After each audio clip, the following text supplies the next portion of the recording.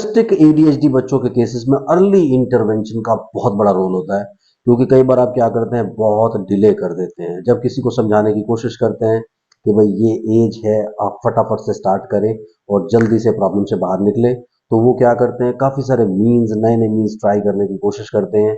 घर पर काफ़ी सारी चीज़ें ट्राई होती हैं, किसी की फैमिली नहीं मान रही, किसी के हस्बैंड नहीं मान रहे, किसी की वाइफ नहीं मान रही, और काफ़ी सारा एक ऐसा सिस्टम, एक क्योस जनरेट हो जाता है।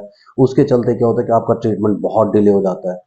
कई सारे केसेस में मैं बात करता हूँ कि उनके बच्चे की उम्र ऑलरेडी 5 साल, 6 साल, 7 साल, 8 साल हो चुकी है, and still they are hopeful कि सब चीजें ठीक हो जाएंगी। और ये जो डिनायल मोड होता है, इस डिनायल मोड की वजह से सबसे बड़ी प्रॉब्लम होती है कि आपका बच्चा बाद में जाके 100% सोशली एक्सेप्टेबल नहीं होता।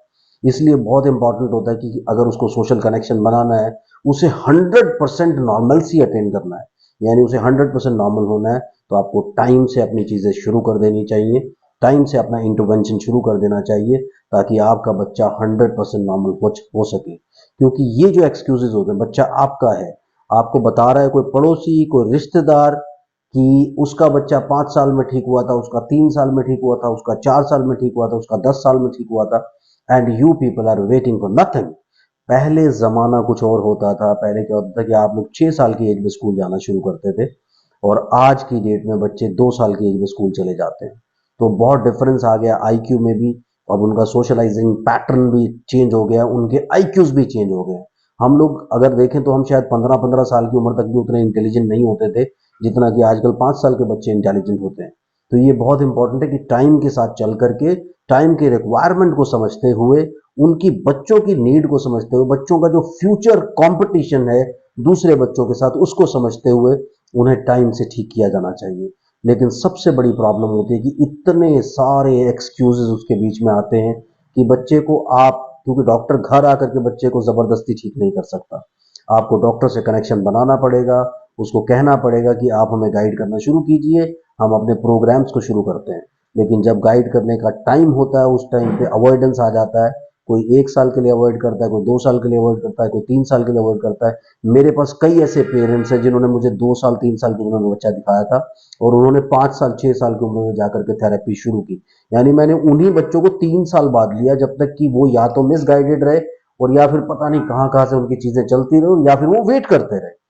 अगर वो कहीं फिर भी थेरेपी करा रहे थे, चीजें चल रही थी, दैट वाज ऑलवेज बेटर। लेकिन अगर वो सिर्फ वेट कर रहे थे, वो बड़ा अनफॉर्चुनेट होता है इन सब सिचुएशंस में। चैनल को सब्सक्राइब कीजिए, लाइक कीजिए, शेयर कीजिए, पूरी दुनिया में फैला दीजिए। हम जनरल डिस्कशंस करते हैं हमेशा, ताकि आप लोगों को मोटिवेशन मिले और आप अपनी ट्रीटमेंट्स को और अपनी चीज़ों को अच्छे से अलाइन कर सकें। मुझसे कंसल्ट करने के लिए 8168790299 डायल कर सकते हैं। +9 जरूर है अगर आप इंडिया के बाहर से कॉल करने वाले हैं। तो यहाँ हम लोग बात कर रहे हैं कि ऐसा क्या हो जाता है कि हम ट्रीटमेंट करने में लेट हो जाते हैं, और अर्ली इंटरवेंशन के क्या फायदे हैं। सो अगर आपको टॉपिक पसंद आ रहा है, फटाफट से लाइक के बटन को हिट कर दीजिए। अर्ली इंटरवेंशन में सबसे बड़ी प्रॉब्लम होती है फैमिली सिस्टम, फैमिली सेटअप।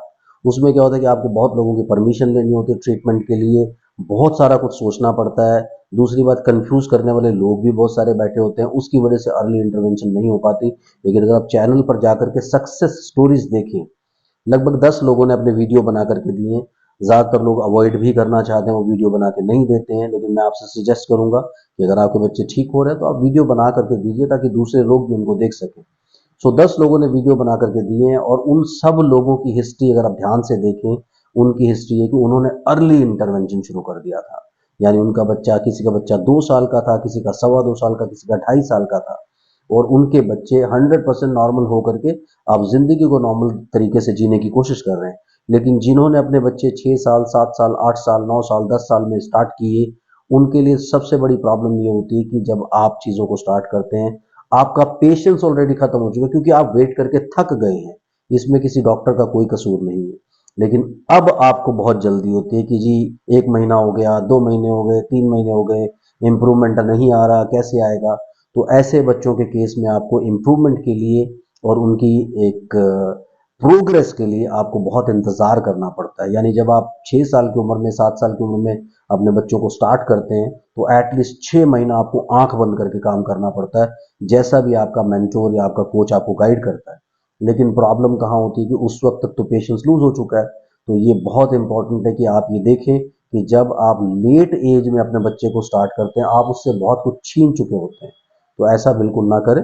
अगर आपको आज डायग्नोसिस मिल गया है और आपके बच्चे की एज कुछ भी, मैं नहीं कहूँगा कि आपका बच्चा 2 साल का हो, 1.5 साल का हो, 5 साल का हो, 7 साल का हो, 10 साल का हो, लेकिन जिस दिन आपको पता चले उस दिन से आपको अपना काम शुरू करना चाहिए, यानी जब जागो तब सवेरा।